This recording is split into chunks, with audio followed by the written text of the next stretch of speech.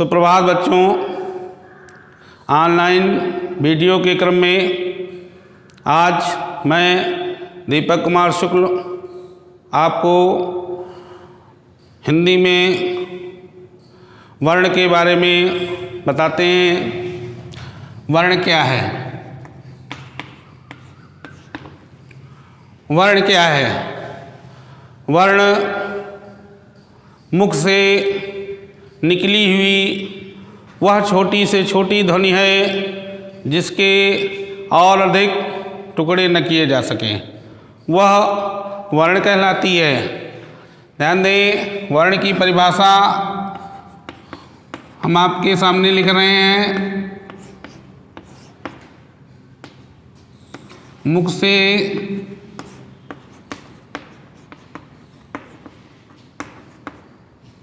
निकलने वाली वह छोटी से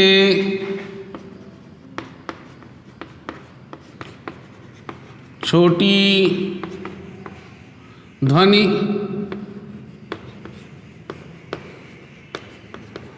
जिसके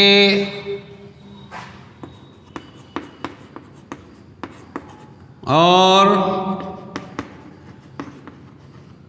अधिक टुकड़े नहीं किए जा सकते हैं, उसे वर्ण कहते हैं।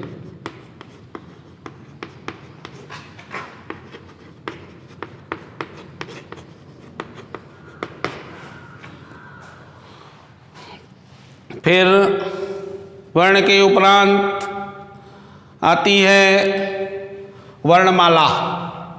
वर्णमाला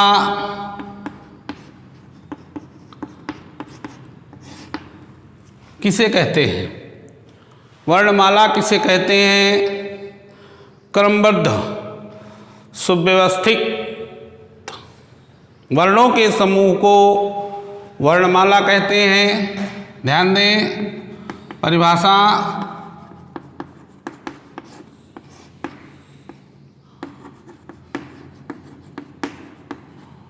क्रमबद्ध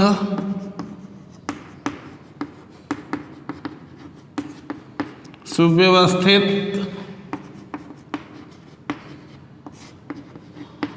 समूह को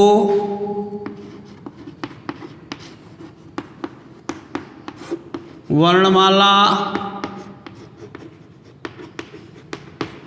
कहते हैं। क्रमबद्ध और सुव्यवस्थित समूह हो वही वर्णमाला के अंतर्गत आती है।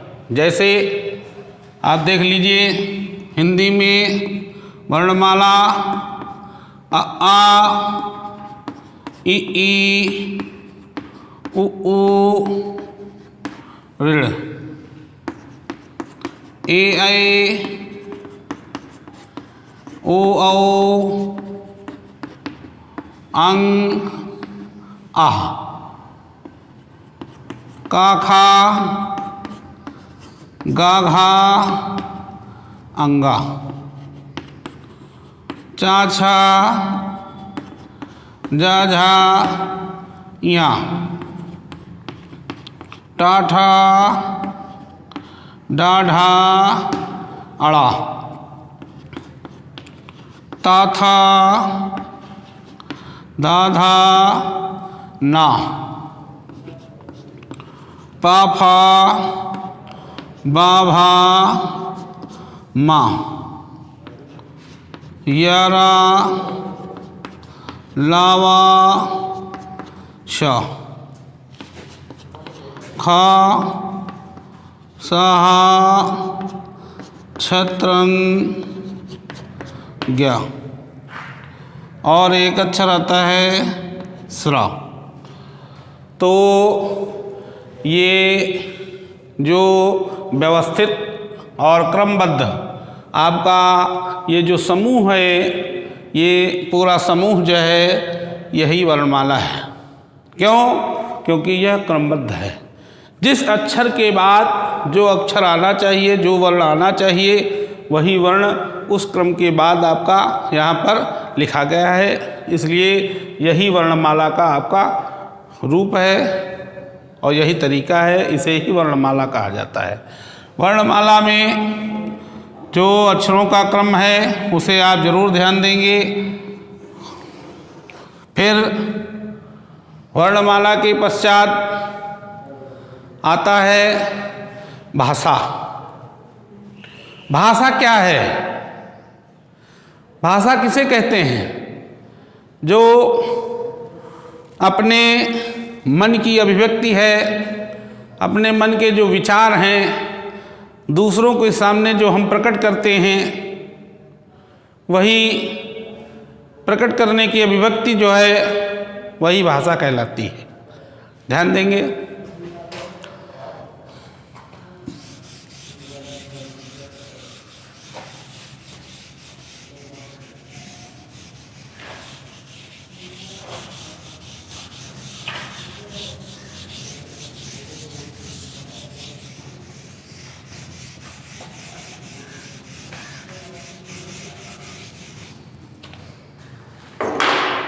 भाषा। भाषा की परिभाषा आपको अभी मैंने मौखिक बताया कि मन के विचारों को दूसरों के सम्मुख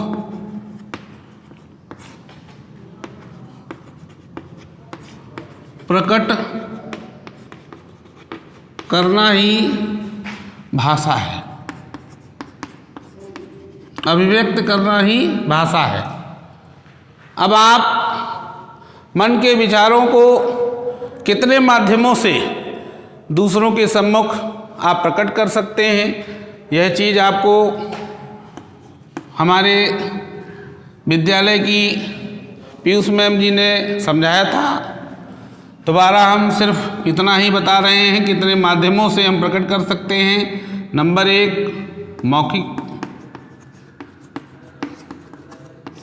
मौखिक भाषा। ये भाषा के वेद कह लीजिए। भेद माने प्रकार, किस प्रकारों से, कितने प्रकारों से हम भाषा को प्रकट कर सकते हैं। तो नंबर 1 मौखिक भाषा, नंबर 2 लिखित भाषा और नंबर 3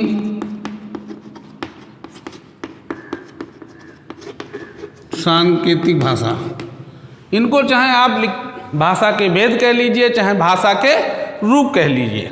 इन 3 रूपों में भाषा प्रकट की जा सकती है या इन 3 रूपों में भाषा के भेदों को लिखा जा सकता है या प्रकट किया जा सकता है। दोनों बातें आप कह सकते हैं। मौखिक रूप में मुंह से बोल करके अपने मन की अभिव्यक्ति का आप आदान प्रदान कर सकते हैं और लिखित रूप में लिख करके पत्र के माध्यम से आप किसी के समक्ष, किसी के सम्मुख अपने विचारों को व्यक्त कर सकते हैं। सांकेतिक भाषा के रूप में इशारे के माध्यम से आप किसी को अपने मन के विचार अभिव्यक्त कर सकते हैं, प्रकट कर सकते हैं। इसके बाद आता है व्याकरण। व्याकरण क्या है? व्याकरण क्या है? तो जैसे आप अपने मन के विचारों को प्रकट करते हैं, लेकिन किसी भी भाषा को किस प्रकार से प्रकट करना है, उसका जो ढंग है, उसका जो तरीका है, वो हमारे व्याकरण के अंतर्गत आता है। वह व्याकरण हमें सिखाता है। तो व्याकरण के अंतर्गत इसकी परिभाषा क्या है? भाषा को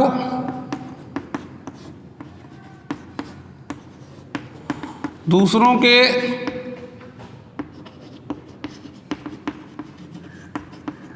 सम्मुख प्रकट करने के लिए हम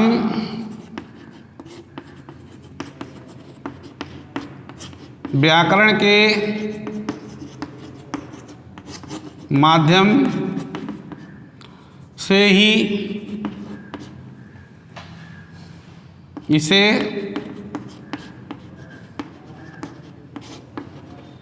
प्रकट कर सकते हैं,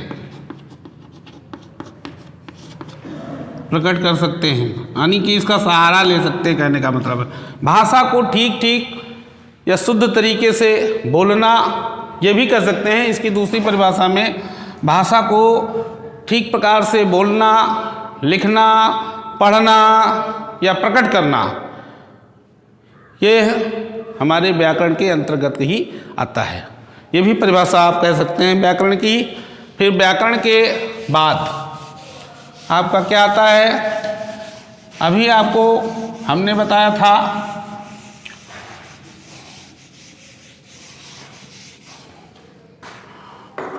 वर्णमाला।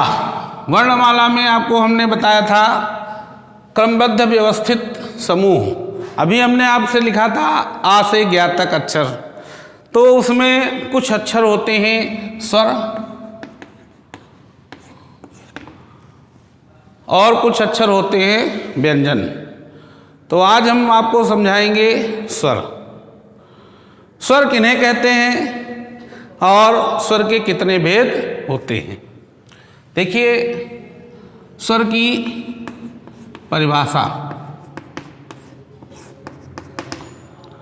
स्वर की क्या परिभाषा होती है, जिनको बोलने में किसी दूसरे वर्ण या अक्षर की सहायता नहीं लेनी पड़ती है, वे स्वर कहलाते हैं। ध्यान दें,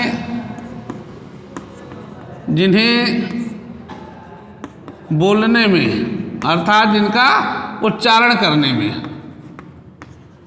दूसरे वर्ण या अक्षर की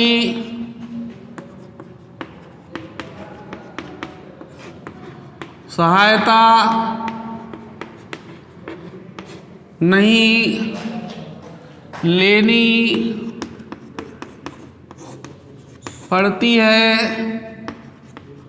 वे स्वर कहलाते हैं। ध्यान देंगे स्वर के भेद।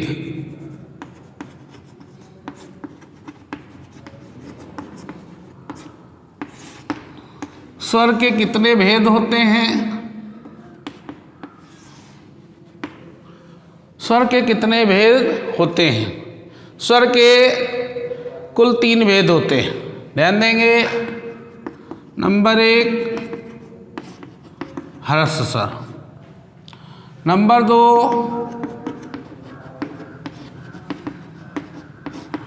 दीर्घ स्वर, नंबर 3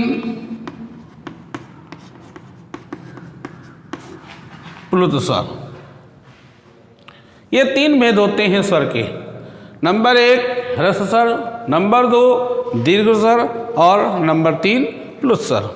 नंबर 1 ह्रस्व स्वर। अब आप देखेंगे कि ह्रस्व स्वर किसे कहते हैं।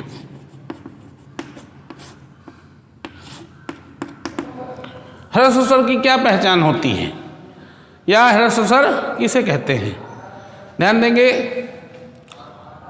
जिनका उच्चारण करने में या जिनको बोलने में, दोनों बातें लिख सकते हैं। जिनका उच्चारण करने में हमें एक मात्रा की अर्थात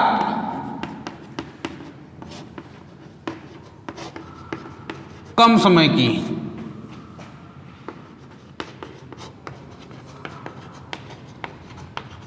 आवश्यकता होती है।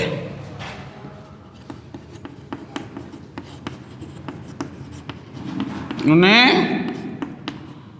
ह्रस्व स्वर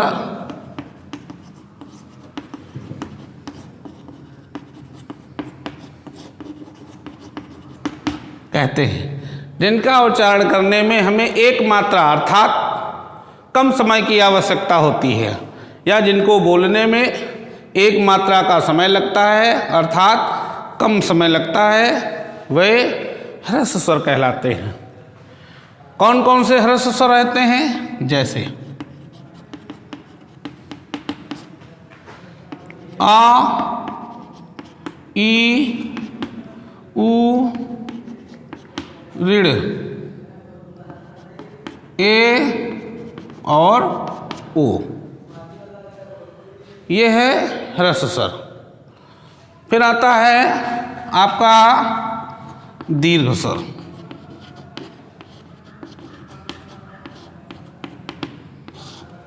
दीर्घ स्वर किसे कहते हैं? ध्यान देंगे, जिनको बोलने में या जिनका उच्चारण करने में दो मात्रा का अर्थात ह्रस्व स्वर का 2 गुना समय लगता है, वे दीर्घ स्वर कहलाते हैं। ध्यान देंगे,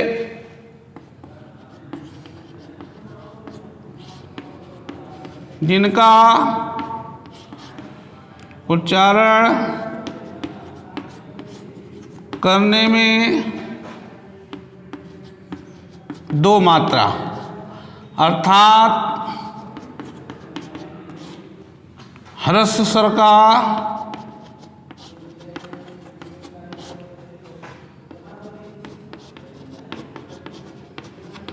2 गुना समय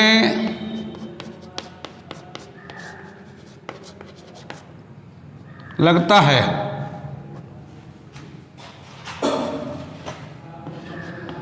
वे दीर्घ स्वर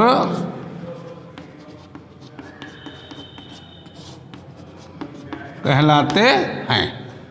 जिनका उच्चारण करने में 2 मात्रा, यहाँ पर 1 मात्रा थी ह्रस्व स्वर में, दीर्घ स्वर में 2 मात्रा अर्थात यहाँ पर कम समय, यहाँ पर ह्रस्व स्वर का 2 गुना समय लगता है, वे दीर्घ स्वर कहलाते हैं। कौन कौन से? जैसे में आप क्या लिखेंगे? जैसे में लिखेंगे बड़ा आ यानी कि आ, बड़ी ई का मतलब ई, फिर बड़ा ऊ का मतलब ऊ, फिर ए के बाद आए, ए नहीं होगा, ए ह्रस्व स्वर में है, उसका आगे का अक्षर होगा आए, आए दीर्घ स्वर में आएगा, ओ ह्रस्व स्वर में आया तो आओ, 2 मात्रा का समय। फिर आगे तीसरे नंबर में आता है प्लुत स्वर। प्लुत स्वर किसे कहते हैं? ध्यान देंगे, प्लुत स्वर में परिभाषा क्या लिखेंगे? जिनका उच्चारण करने में दीर्घ स्वर का 2 गुना और ह्रस्व स्वर का 3 गुना समय लगता है, वे वे प्लुत स्वर कहलाते हैं। प्लुत स्वर में ध्यान देंगे, जिनका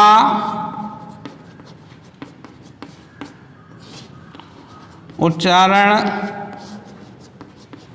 करने में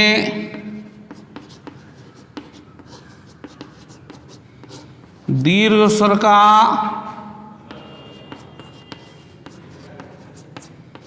2 गुना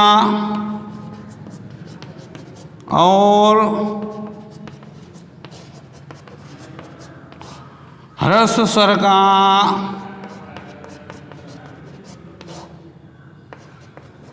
3 गुना समय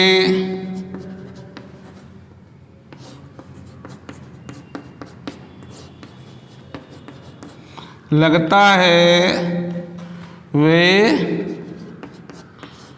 प्लुत स्वर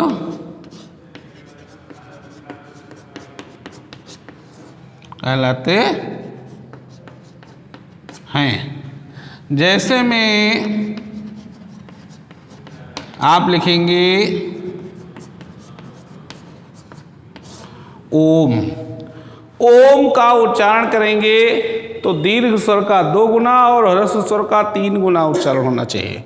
जैसे ह्रस्व स्वर में आपने उच्चारण किया अ, यहाँ दीर्घ स्वर में उसी का उच्चारण किया 2 गुने में आ, वैसे ही प्लुत स्वर में दीर्घ स्वर का 2 गुना उच्चारण होना चाहिए और ह्रस्व स्वर का 3 गुना। जैसे ओ